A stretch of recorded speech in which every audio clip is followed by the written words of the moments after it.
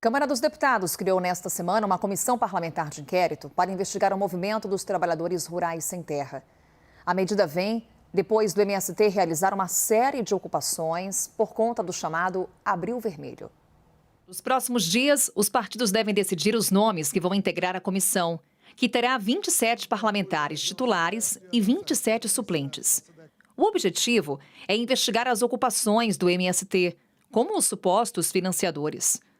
Cotado para ser o relator da comissão, o deputado Ricardo Salles, do PL de São Paulo, defende a CPI como forma de dar uma resposta à sociedade para o que chama de atos criminosos. A sociedade brasileira está estupefata diante dessas invasões, tanto que o próprio governo, num sinal meio contraditório, trocado, também se mostra, em parte, contrário a essas invasões, constrangido com elas. O que nós queremos?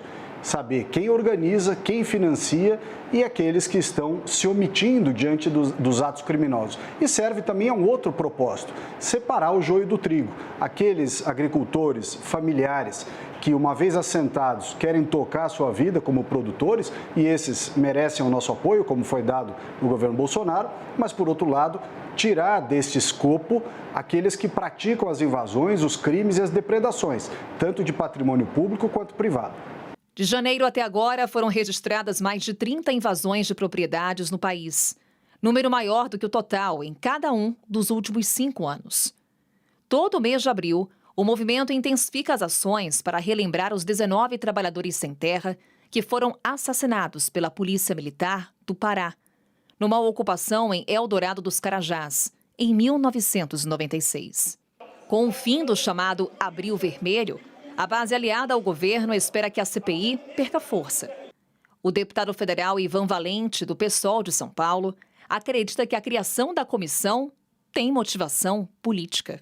Eu já assisti 4 CPIs do MST na Câmara dos Deputados.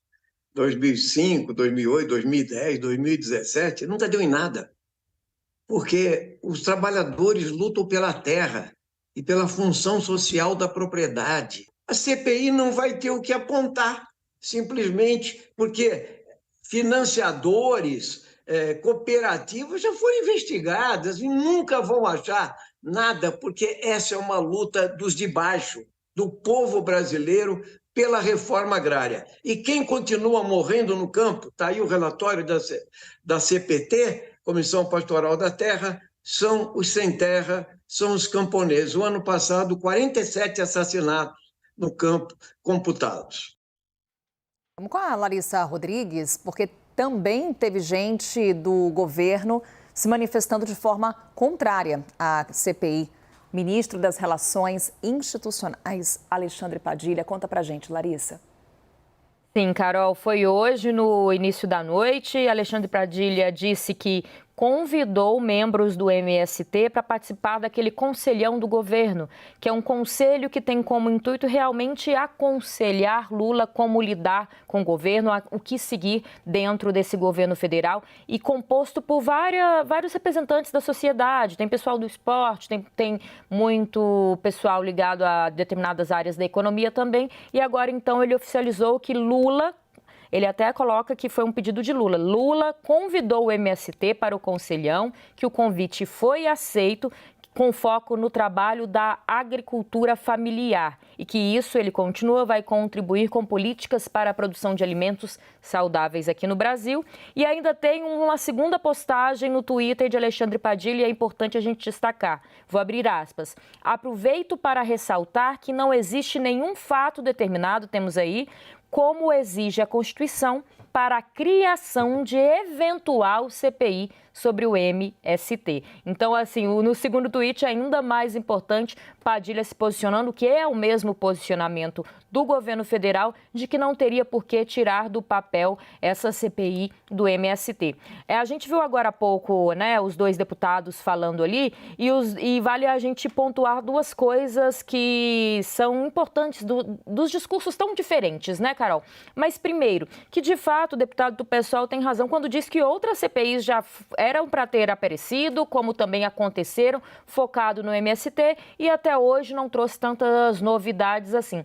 Por outro lado, a gente vê Ricardo Salles, que é um dos mais cotados para presidir essa CPMI, e essa é uma preocupação muito grande do governo federal, de que até que ponto também alguém tão posicionado contrário ao MST não vai levar para um lado essa comissão. O que me pontuaram é que o presidente da Câmara, o deputado Arthur Lira, tem conversado com Salles numa tentativa também de pedir que ele haja de uma maneira focada nos trabalhos, sem nenhuma compreensão ou julgamento antes, mas a gente sabe o histórico de Ricardo Salles e dá, assim, a entender para o governo que vai ser uma caça às bruxas se realmente ele presidir esse colegiado. Eu queria destacar outros 2 pontos que me pontuaram agora há pouco, que o presidente da Frente Parlamentar da Agricultura não vai participar desse movimento, dessa CPI. O Pedro Lupion, a gente trouxe anteriormente que essa frente tem pelo menos 300 dos 513 deputados, mas numa tentativa também de não mostrar, de não institucionalizar a frente parlamentar diretamente, mas que teve muita pressão dessa frente para tirar do papel essa CPI do MST, teve. E para encerrar, além de Salles, o que o governo tem tentado aí trazer é que, quem sabe, o Coronel Zucco, o Tenente Coronel Zucco, do Republicanos, possa presidir o colegiado. Ele que também tem uma tendência mais bolsonarista, digamos assim, mas que para o governo seria melhor do que Ricardo Salles. Carol. Obrigada, Larissa. Uma boa noite para você.